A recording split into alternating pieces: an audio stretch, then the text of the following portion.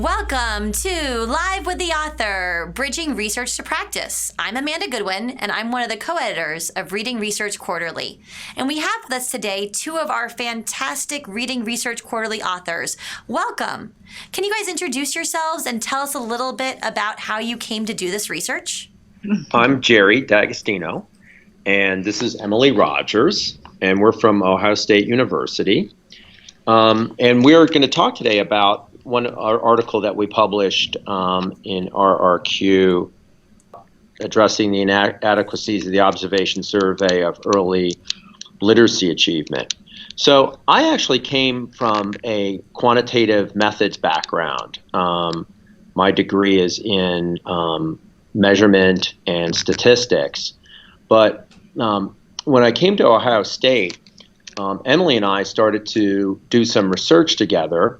And we actually went for a rather large I3 scale-up grant back in 2010 for reading recovery, to scale up reading recovery nationwide. So I actually started to get more involved in reading research at about that time, and my work has kind of moved more into reading and assessment. So how about you, Emily? Well, I'm a professor at Ohio State in reading and literacy in early childhood. Before becoming a professor at Ohio State, I worked as a reading recovery trainer while at Ohio State and also as a reading teacher. So I've been interested in the observation survey of early literacy achievement for a long time. I've used it for many purposes, tracking kids' progress, diagnostic purposes, and so on. So what did your study find? So we had at our disposal the national data on the observation survey. So we thought, why don't we analyze it and try to replicate the results of their study and see what we get. And we actually found some of their things were correct, like the distributional properties are wonky. Like, for example, letter identification in the fall of first grade, most kids know their letters. So there's a huge ceiling effect. And then most of them aren't reading at a high level yet. So text reading levels got a floor effect. And that was true. But we also found out that really all of the 6 tasks really kind of relate to one underlying factor of reading. So you can kind of put them all on the same scale. And what we did in this study was we then developed a total score. And using some fancy measurement techniques, we developed this total score. And basically we used this partial credit model where we considered each of the 6 tasks like a partial credit item on a test. Okay, and we put the scores in and created this overall scale that ranges from 0 to 800 points. And we showed, here's the important thing, we showed that it's normally distributed in fall, mid-year, and spring of first grade, and it has really good measurement properties that are good for research and that can be used to identify students who are struggling to learn how to read and who likely will not do well at the end of first grade unless they receive additional services. So that seems important. You took this tool and you reconceptualized it. Instead of there being 6 different components, you said, well, these are kind of all in one underlying area. And so if we think about this one underlying area, it can actually inform both our research and our practice. Exactly. But when you include all 6 and you have a large sample to play with, you get one factor. So talk to us a little bit about what that means. If I'm a teacher, how do I think about your findings and implement them in the classroom? Well, I think one of the most important implication is that you can use an observation survey to screen children at the beginning of first grade and identify who's at risk for reading problems if they don't have an intervention before or during, during first grade.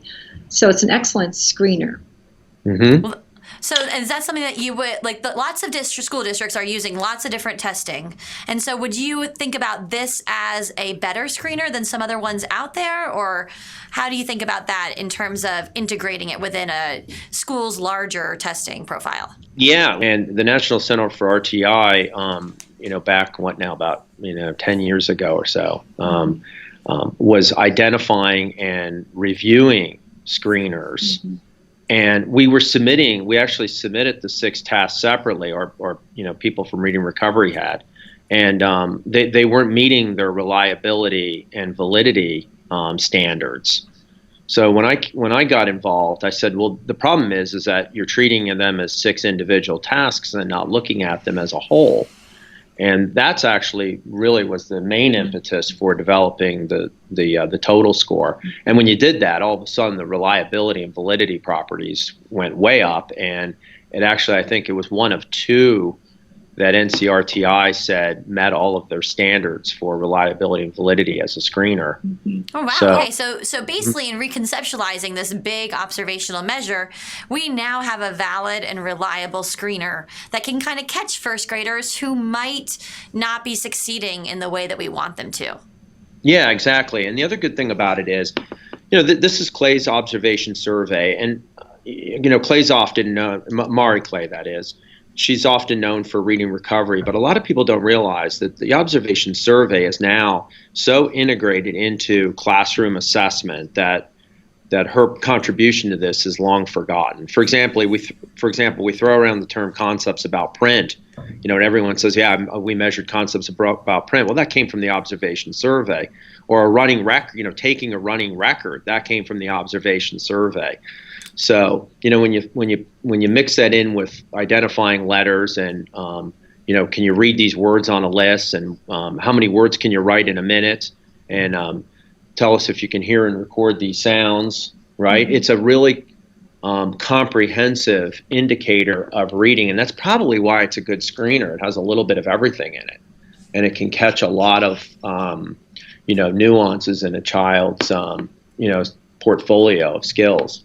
So as a diagnostic tool, it's excellent as well. And for planning teaching, it gives a lot of information about early print awareness that teachers can use to begin teaching right away. And so when you say that gives a lot of diagnostic information, it seems like then you'd look beyond the total score and you'd look more at the different components to get that diagnostic information. That's the brilliant thing about Clay's work, that she, in the observation survey, she has the ways to score it quantitatively, but then she has a second kind of aspect to it that's a lot more qualitative, and it's a lot more narrative, mm-hmm. and it's more about picking up what did you really observe here about what the child was doing. For teachers, there are lots of screeners out there that folks can use, but when you use an observation survey for screening, you're already then well on your way to having some diagnostic information to begin teaching. It goes straight from what I'm observing to what can I plan to teach. So it does double duty that way. What does your study say for principals and policymakers? I get a lot of calls about from schools saying, tell me more about this total score, because we can't have like 6 scores to select students, and then what if they're high in this and low in this, and we can't do that. So I think most schools are looking for something that's pretty efficient. There's a balance between reliability and validity, but it's got to be efficient too, especially if you're talking about testing, over 100 first graders or so. So I would say, what we found in this study is that the observation survey is effective for kind of meeting that happy medium between, reliability, validity, and being efficient. And that's what you want. I mean, you can use something that's even more efficient. They're out there. There's plenty of other measures out there. But then you have to wonder, what's the reliability, and mainly what's the validity of those measures, especially, Amanda, what you're referring to, how well, what you're assessing, is that what you're actually trying to teach and expecting your teachers to teach? Yeah, and so I'm taking away sort of 2 things. Like, first, this is a pretty efficient tool, but it's efficient because it's reliable, it's valid, but it also has sort of a diagnostic aspect to it if you dig into the data.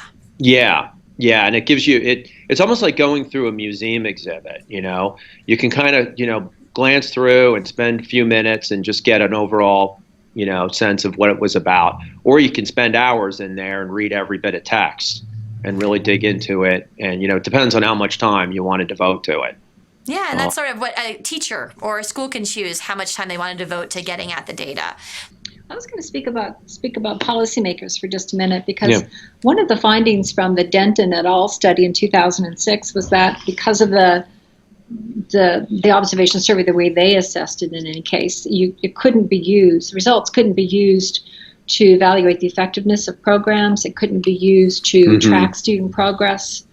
And in actual fact, with the analysis that Jerry's done and led the way on, the total score does permit you to track progress of groups of students and as well as evaluate program effectiveness. So if anyone's out there still with that idea that you cannot use observation survey results to evaluate a program, to evaluate effectiveness, to track student progress, that's been debunked, I'll say, but it's been debunked in terms of you should use the total score, not the 6 separate scores to do that, right? But Jerry's work analysis led to the conclusion that it is a unidimensional thing that's being measured here, and that's early print awareness. And we think that's exactly how Clay designed it as well. So having crossed that barrier, then everything else comes with it, that you can track progress, that you can evaluate a program's effectiveness. And you can use an observation survey results for research as well. In terms of researchers, policymakers, the observation survey, the reliability, validity of the evidence, the total score puts all that to one side, and you can use the total score for the multitude of purposes. And what it seems like that's important is that you're also trying to think of a really sort of comprehensive and also valid and reliable way of screening students so that we can really catch those who need it and provide instruction. And this screener, when considering the total score, is valid and reliable. But when you dig into the data, it gives us some instructional directions as well.